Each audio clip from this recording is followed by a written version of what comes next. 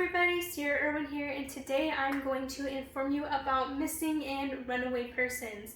The first thing that I want to talk about is facts surrounding our missing persons and roll that on over into facts surrounding our runaway persons. After that, I want to talk about the kinds of alerts that we have for missing persons and the criteria it takes to actually have an alert out for someone.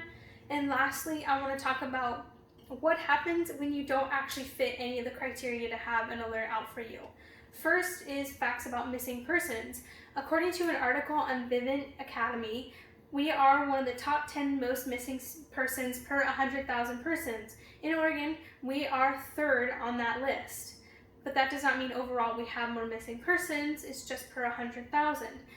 On that article as well, it talks about how the average age a person goes missing is 34.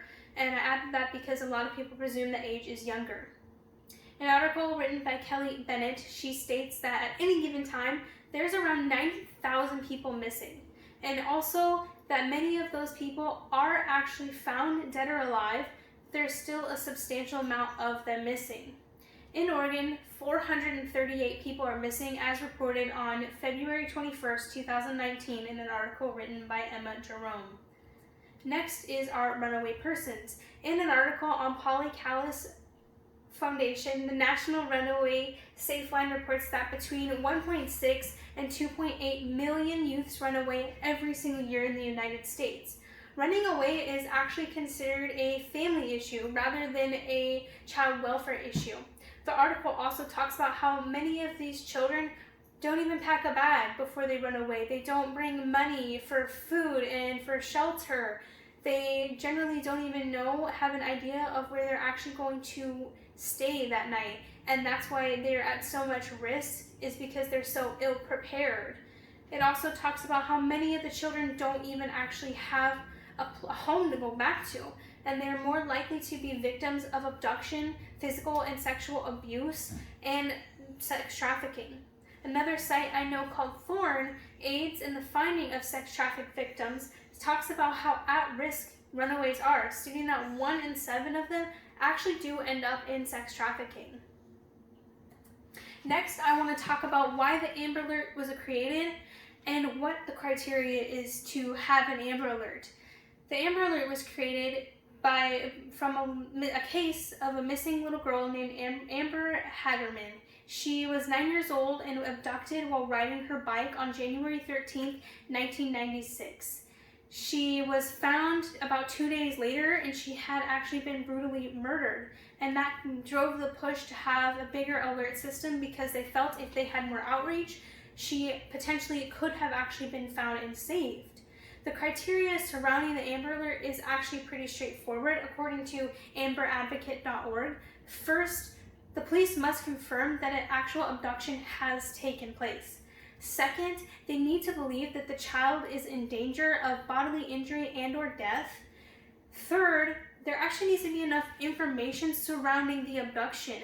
What happened, where it happened, when it happened, the description of the child, maybe the description of a car, the person, or etc. And then lastly, the person actually must be 17 years of age or younger. Next is our silver alerts. And the website Lost and Missing describes how the silver alert works and the criteria. I mainly want to focus on the criteria. Some states are a little bit different. So the silver alert is generally for endangered elderly who have Alzheimer's and dementia.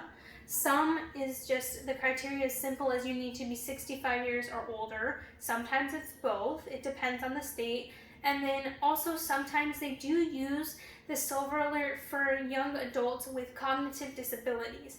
These disabilities can be anything from epilepsy, traumatic brain injury, and so on. Next is what happens to people who don't fit the criteria.